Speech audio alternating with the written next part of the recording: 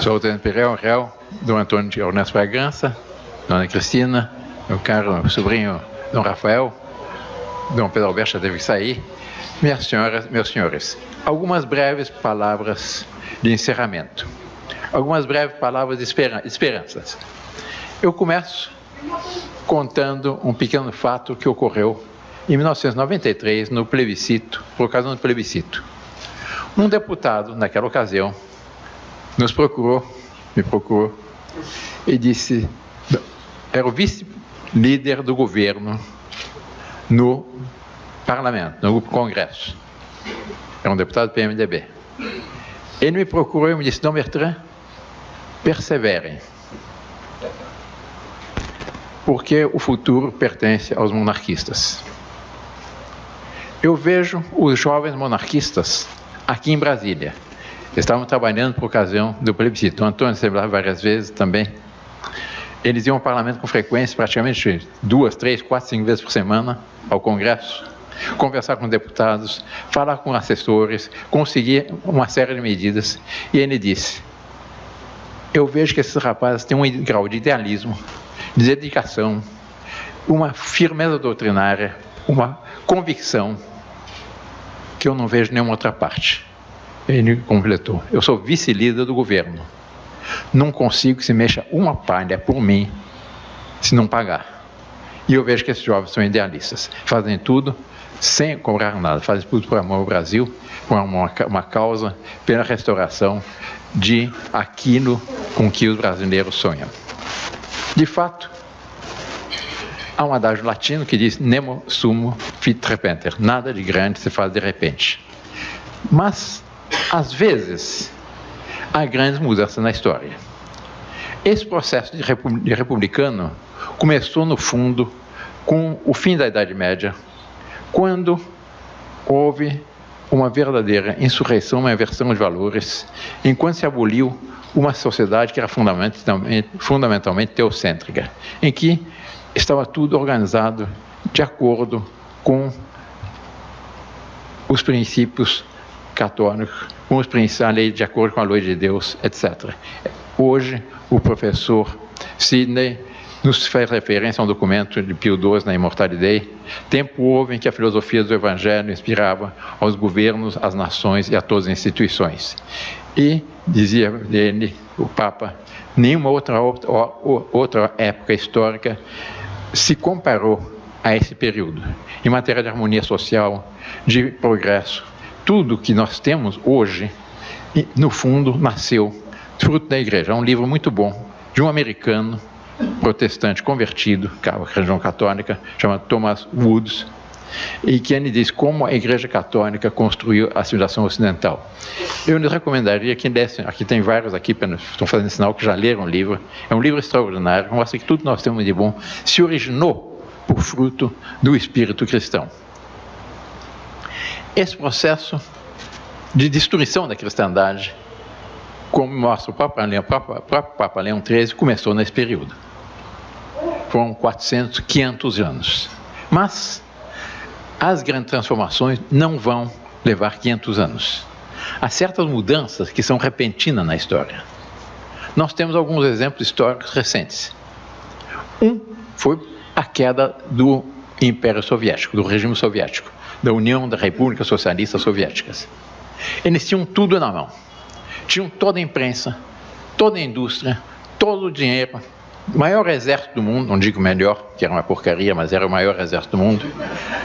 A mais espetacular polícia secreta, essa sim, era terrível, que a KGB. Tinham tudo na mão. De repente, caiu como castanha de carta. Eles tiveram que metamorfosear e foi um recuo brutal. Há certas mudanças que se vê que vão amadurecendo. No próprio Estados Unidos, da América do Norte, houve recentemente eleições presidenciais. Essa eleição não foi tanto vencida pelo presidente Trump, foi uma derrota da ideologia da Hillary Clinton. Mas foi interessante que no meio daquele caos, aquelas acusações, se a Rússia está intervindo, não está intervindo, se houve roubos a Clinton ou não com os países, não sei, havia uma acusação que ela tinha recebido 157 milhões de dólares dos países árabes, toda espécie de acusações mútuas, mais ou menos como, não digo que tivesse chegado ao ponto de nós aqui no Brasil nós chegamos, infelizmente, mas um caos. Às vésperas das eleições sai um artigo grande no New York Times, aliás, reproduzido pelo Estado de São Paulo, aqui no Brasil, traduzido e reproduzido. E a monarquia, por que não? No meio desse caos, quando nós olhamos nossos vizinhos canadenses e pensamos que é uma monarquia, nós podemos nos comparar. São as grandes mudanças. No próprio Brasil, nós tivemos até há pouco o domínio de um partido que, mais que partido, é uma seita vermelha, porque na realidade o socialismo é mais uma seita, uma concepção do homem, da natureza, da criação ateia, anticristã, profundamente anticristã. Esse partido havia dominado, vencido as eleições, sabe Deus por que estratagemas. Aliás, na ocasião, o próprio Lula teve que fazer uma verdadeira metanoia, cortou a barba, acertou os dentes, mudou os ternos e passou a se apresentar como Lulinha em Paz e Amor. E, infelizmente, os 4 candidatos, cada um era pior que o outro. Alguns dizem que a escolha entre Beelzebub, Satanás, Lúcifer e Asmodeu. Foi eleito um dos 4. Isso não era propriamente o demônio, mas fez a obra do demônio. Porque o que ele assaltou, o que ele criou, o que ele arruinou de famílias, os malefícios que ele fez, as destruições morais que ele provocou aqui no Brasil. De água. As destruições morais foi simplesmente uma calamidade. Eles, como me lembrou hoje de manhã, o nosso amigo José Carlos Sepúlveda da Fonseca, quando eles tomaram poder, a alma negra, a eminência parda do governo, José Dirceu, disse: nós temos um projeto de 30 anos de poder. Nós vamos fazer do Brasil um país socialista. Reconhecidamente. Está no discurso dele de posse como ministro-chefe da Casa Civil. O mensalão ficou provado que era fazer caixa para poder comprar os parlamentares para se manter no poder por 30 anos. Ele conseguiu, terminado o mandato dele, eleger um poste. Ele mesmo dizia que o Dilma Rousseff era um poste que ele elegeu, que ele era capaz de fazer qualquer coisa nesse país. Em certo momento, o que é que nós assistimos? Um Brasil, que é o Brasil brasileiro, o Brasil autêntico, o Brasil cristão, que se sublevou. Saiu às ruas, nos 4 cantos do país, bradando o quê? Nossa bandeira é verde e amarela, nossa bandeira jamais será vermelha. E quero o meu Brasil de volta. O que é esse Brasil que eles bradavam, quero o meu Brasil de volta? Muitos não tinham isso explícito. Um grande número tinha isso explícito. A prova é que saíram bandeiras do Império nos 4 cantos do país, e não foi organizado por nós. As fábricas bandeira não tinham mais estoques de bandeira do Império. Tiveram que imprimir novas bandeiras. E na medida que as manifestações iam crescendo, iam aumentando o número de bandeiras. Os príncipes estiveram nas manifestações, nas cidades que estiveram, onde isso foi possível. Vários foram convidados, subiram os carros de som para falar. O que era isso? E sempre visto com muita simpatia. Nessas manifestações, sobretudo em 13 de março, eu estive em São Paulo, havia, segundo cálculos muito precisos de um sistema israelita, aliás, feito por israelitas, havia 1.480.000 pessoas nas ruas de São Paulo. As ruas, Tom Alckmin estava lá também, estavam apinhadas. Não cabia mais um alfinete. Não houve uma briga, não houve uma discussão. No fim do dia as ruas estavam limpas, não havia papéis no chão, não haviam garrafas de plástico. O que era isso? era o Brasil não petista, era o Brasil autêntico, o Brasil que queria a retomada das vias da sua história, daquelas vias gloriosas que lhe foram traçadas pela divina providência. Um Brasil que queria continuar fiel à sua vocação como país cristão. Essa foi a grande vitória do Brasil. E essa foi a grande mudança. Essa mudança não está completa ainda, mas está em andamento. O caos que o Brasil está no momento, a crise moral, a crise política, sobretudo, mais que moral, digamos, é fundamentalmente uma crise moral e religiosa, mas essa crise é sobretudo uma crise de um Brasil irreal, de um Brasil republicano. São os estertores de um governo, de um regime que teve a pretensão de organizar-se voltando as costas para Deus. Eu estava vendo agora o nome das cidades.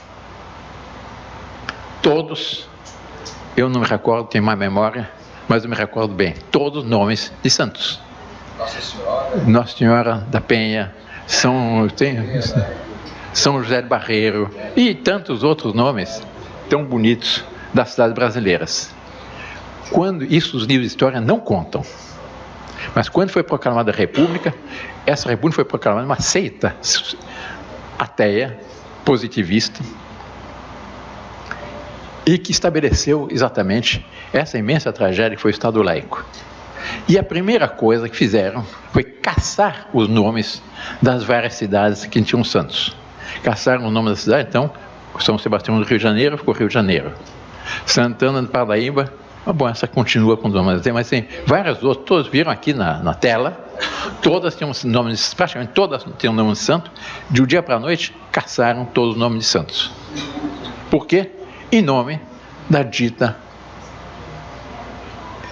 autonomia do Estado com relação à lei de Deus. A resposta, depois de praticamente um pouco mais de 100 anos, nós vemos num regime que está nos seus estertores. O que os brasileiros querem de volta? Querem aquele Brasil que já nasceu com as bênçãos do Cruzeiro do Sul. Daquele Brasil que teve como primeiro ato de sua vida, esse primeiro monumento, uma Santa Cruz. E é muito bonito ler na carta Pedro Vaz Caminha como os índios ajudaram os portugueses a levantar esse primeiro monumento, com o respeito com o qual os índios assistiram a essa primeira missa. Isso está documentado na carta de Caminha, uma verdadeira certidão de nascimento do Brasil, que todos deveriam estudar e conhecer. O primeiro ato público da história foi uma Santa Missa, em que pela primeira vez o nosso Divino Redentor esteve em nossa pátria com seu corpo, sangue, alma e divindade no momento da consagração. Um Brasil que depois foi se desenvolvendo sempre em nome como disse muito bem o professor Sidney hoje, sob o símbolo da cruz e da espada. Na carta de Caminha está dito claramente o seguinte: ele termina a carta, depois de dizer que a terra dá de voz e boa, depois de escrever a primeira missa, ele termina com a seguinte frase: mas o melhor fruto que nada se pode fazer, me parece, será salvar essa gente, e esta deve ser a principal semente que Vossa Alteza nela deve lançar, fazer o que Vossa Alteza tanto deseja, a saber, o acrescentamento da nossa santa fé. Aí eu lembro um aspecto bonito, falou-se de Portugal também. O que explica que um paísinho pequeno, espremido entre a Espanha e o oceano, em poucos anos, Portugal tinha menos de 1 milhão de habitantes por causa das navegações. Em poucos anos, Portugal conquistou a metade do mundo, plantou os marcos com a cruz de Cristo na metade do mundo. Isso deve o quê? A fé heróica de um povo como o povo português, do qual nós somos continuadores. Continuando a nossa história, em 1542 vieram os primeiros governadores gerais. A mesma preocupação da parte dos reis de Portugal. Aí já era Dom João III. No regulamento dado por Dom João III aos reis de Portugal, o que ele dizia? Ao governador Tomé de Sousa: a principal coisa que me moveu a mandar povoar as ditas terras do Brasil foi para que a gente dela se convertesse à nossa santa fé. Sempre a preocupação da evangelização. Por quê? Porque eles tinham bem presente o que nosso Senhor Jesus Cristo já nos tinha dito no Evangelho: procurar o reino de Deus, sua justiça, e todo o resto virá para o acréscimo. Se nós podemos dizer, aboliu o reino de Deus e sua justiça, e o caos, a corrupção, vem inevitavelmente. O que nós estamos vendo é exatamente o renascer desse Brasil católico, o renascer desse Brasil cristão. Podemos dizer, não, mas Dom Bertrand está sendo uma posição muito religiosa. Eu lhes conto um pequeno episódio que aconteceu comigo há pouco numa universidade do Paraná, Faculdade de Direito. Me convidaram a fazer uma palestra, era um simpósio. Um defendia a República presidencialista, outro a República parlamentarista, e me convidaram a falar sobre a monarquia. Na sala dos professores, antes da palestra, nessa conversinha que tem, antes de alguma palestra, o diretor me perguntou, mas Dom Bertrand, sobre que prisma Dom Bertrand vai apresentar a monarquia?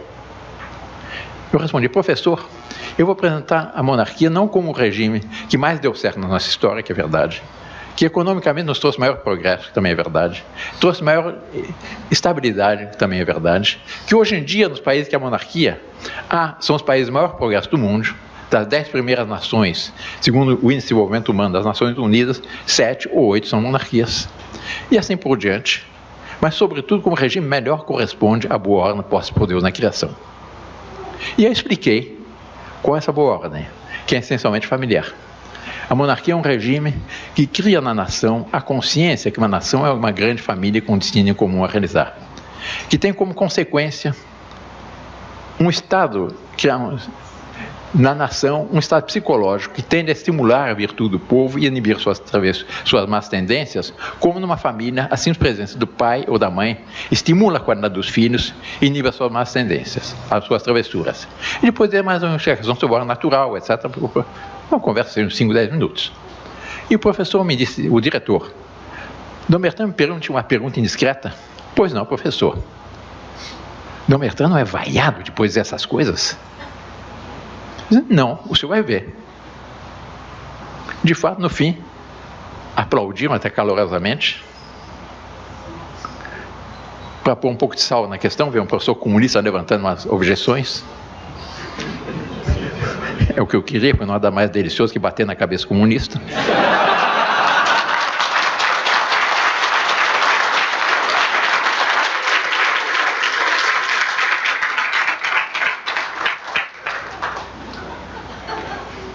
Mas, para ver o que é o espírito empreendedor do povo português, nossos ancestrais portugueses, o Brasil, em 1580, caiu sob dominação espanhola.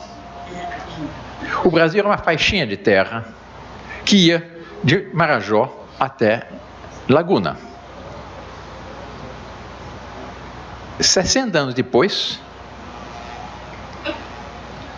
nós, luso-brasileiros, recuperamos a nossa independência. Portugal, houve a noite dos conjurados e Portugal recuperou a sua independência.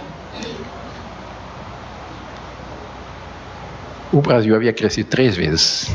O Brasil hoje ocupa mais do que cerca da metade da área da América Latina. O Brasil, graças ao espírito empreendedor português, não é o maior país do mundo, mas é o país com maior potencial do planeta. Nós temos a maior área cultivável do planeta. Para terem ideia do que seja o Brasil, hoje alguém falou, creio que foi o professor Sidney também, que há uma tendência a desprezar o povo brasileiro. O povo brasileiro é um povo realmente heróico, um povo sumamente empreendedor. E o que tem salvo o Brasil, no meio dessas crises, a crise econômica mundial, nós passamos em branca nuvem. Nós temos uma crise política terrível. O Brasil foi literalmente saqueado por essa seita do PT. E há problemas, mas o Brasil não quebrou. Para terem ideia do que seja o potencial do Brasil, o planeta Terra tem cerca de 7 bilhões de habitantes. O Brasil sozinho só o Brasil produz alimentos. Nós alimentamos 1.400.000.000 pessoas, que é praticamente 1/4 da humanidade é alimentado pelo Brasil. Aí nós temos uma ideia do que seja o potencial. E nós nem de longe exploramos todas as nossas potencialidades. Dr. Juvenal de Arruda Furtado está me contando exatamente qual é o potencial do Nordeste. Ele me disse, para os que conhecem agricultura, para mim me toca muito, eu passei toda a minha vida, infância e juventude no campo, meu irmão Dom Antônio também. No Paraná, que eram terras férteis, se contavam 5 cabeças de gado por alqueire. Dr. Juvenal, no Nordeste, no Ceará, naquela região árida do Ceará, ele está cultivando um tipo de palmas, que são aqueles cactos, e com isso ele pode manter por hectare, um alqueire são 2,5 hectares, 26 cabeças de gado e quantos de caprinos? 116, 117? 106. Quanto? 106 cabeças de caprinos. Agora imagine se, no dia que o Brasil puder realmente desenvolver todo o seu potencial, o que poderá ser esse país. O país é abençoado pela providência. Nós temos uma população que boa. Por mais que essa seita tenha tentado criar um clima de rebelião social, não conseguiu. O que essa seita trouxe? Caos. E eu termino com um desabafo. Bom, depois nós tivemos Dom Pedro II, foi o maior período mais estabilidade condicional da nossa história, o maior progresso. Não preciso repetir isso aqui aos senhores. A princesa Isabel foi 3 vezes regente. E veio a República. O que nos trouxe a República? Eu encontrei, enquanto pensava sobre isso, um texto de Monteiro Lobato, que é um texto mais longo. Em certo momento ele compara a Dom Pedro II à luz do baile. Muita ordem, respeito às damas, etc. Extingue-se a luz, caos, bofetadas, brigas, e descreve o que é um baile quando apaga a luz. Ele diz que apagou-se a luz. Mas depois ele termina o texto dele com um texto que eu me permito ler aqui rapidamente.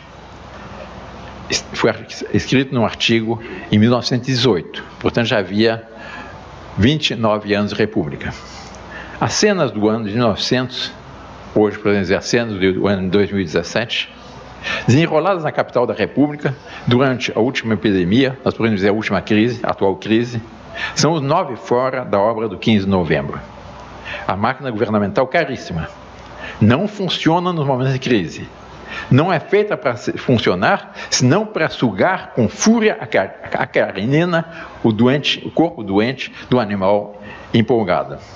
De norte a sul, o povo lamuria a sua desgraça e chora envergonhado o que perdeu. Tinha rei, tem sátrapas. Tinha dinheiro, tem dívidas. Tinha justiça, tem cambalacho de toga. O que nós vimos? Tinha parlamento, tem atiçada de fâmulos. Tinha respeito estrangeiro, tem irrisão e desprezo. Tinha moralidade, tem o impudor deslavado. Tinha soberania, tem cônsules estrangeiros assessorando ministros. Tinha estadistas, tem pegas. Tinha vontade, tem medo. Tinha leis, tem estado de sítio. Tinha liberdade de imprensa, tem censura. Tinha brio, tem fome. Tinha Dom Pedro II? Tem? Não tem. Era? Não era. Esse é o balanço da República, feito por Monteiro Lobato, em 1918. Imagino o que ele diria hoje. A crise de hoje é muito mais grave que a crise que havia em 1918. E eu termino lembrando um ponto. No alto de todas as coroas há uma cruz. E qual a simbologia dessa cruz? Qual é a força dessa cruz? É a garantia das autênticas liberdades. Por quê? Porque isso afirma, é a afirmação da parte do chefe de Estado, do rei, no Brasil, no imperador, de 2 grandes verdades. A primeira é que ele reconhece que tem acima de si um senhor, um juiz que ninguém corrompe, um juiz que é imensamente justo, mas imensamente objetivo. É Deus Nosso Senhor, ao qual ele terá prestar contas. Em segundo lugar, a disposição que um rei, que um imperador deve ter continuamente de crucificar-se pelo seu povo. Ele existe para servir ao seu povo. Esse foi o exemplo extraordinário que nos deu Dom Pedro II. Foi 58 anos de direito imperador do Brasil. 49 anos de direito de fato. Ele subiu ao trono, ascendeu a chefia de Estado oficialmente com a sua maioridade, quando tinha 15 anos incompletos. Ele foi para o exílio pobre. O seu último ato no Brasil foi um exemplo de dignidade, de moralidade, de desinteresse. Deodoro, sabendo que Dom Pedro II ia para o exílio literalmente com a roupa do corpo, mandou-lhe oferecer uma quantia não pequena para que ele tenha um exílio dourado. Mandou o emissário lhe oferecendo 4.000 contos de réis. 4.000 contos de réis era muitíssimo dinheiro. 1.000 réis era 0,9 gramas de ouro. Logo, 4.000 contos de réis seria o equivalente a 4.500 quilos de ouro. Dom Pedro II, quando recebeu o oferecimento feito pelo emissário Deodoro, lhe perguntou de onde vem esse dinheiro e foi respondido: do Tesouro Nacional. Isso foi votado pelo parlamento? Não. Então não posso aceitar, porque ninguém tem o direito de tocar um vintém do Tesouro Nacional sem que seja aprovado pelo parlamento. Bem diferente do saque do qual nós fomos vítimas. E a princesa Isabel? Ela tinha perfeitamente claro que ela punha o trono em risco por ocasião da assinatura da Lei Áurea.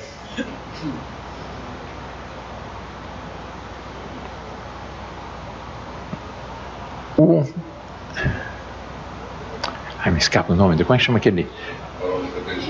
Barão de? Barão de Cotegipe, perdão. O Barão de Cotegipe, que era escravagista, e que a princesa Isabel provocou a sua demissão para poder, porque ele sim opunha à abolição. O Barão de Cotegipe, depois, no 13 de maio, quando a princesa Isabel saiu, uma distância não muito grande daqui, no passo da cidade, no balcão, depois de assinar a Lei Áurea, em que toda a multidão festejava o fato de não haver mais o elemento servil no Brasil, José do Patrocínio, que era um líder escravagista, lançou seus pés para buscar os pés. A bandeira, a princesa Isabel não permitiu, o levantou, o abraçou para festejar esse fato.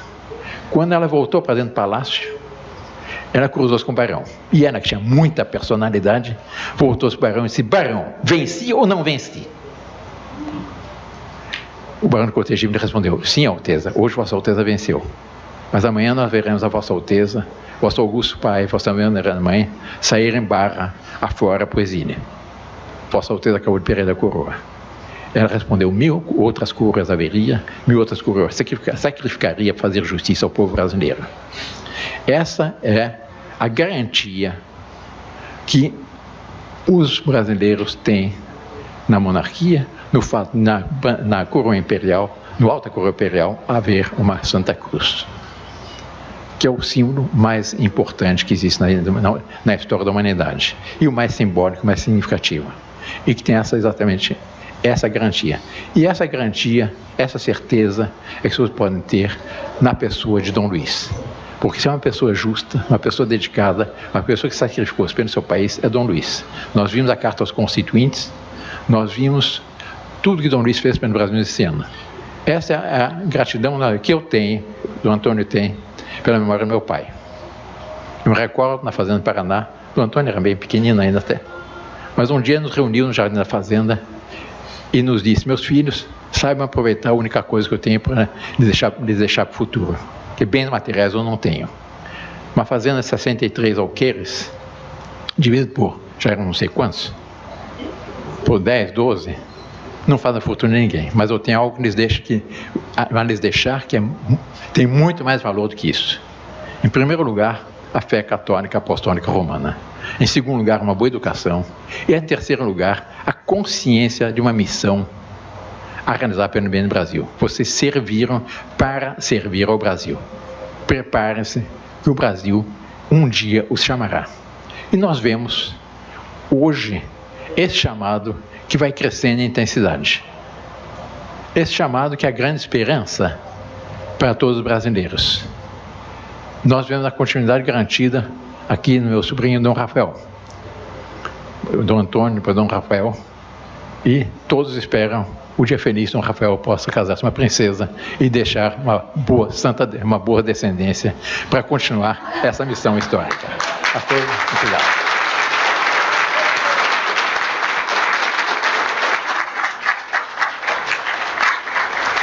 E peçamos a Deus que nos ajude a realizar, nós todos, essa missão histórica. A restauração de um Brasil que retome as vias benditas da Divina Providência para o nosso grande, nosso querido e nosso hoje tão sofrido Brasil. Com essas palavras, em nome do príncipe Dom Luiz de Orleans Bragança, que infelizmente não pôde estar aqui presente, eu encerro esse nosso 27º Encontro Monárquico no Rio de Janeiro.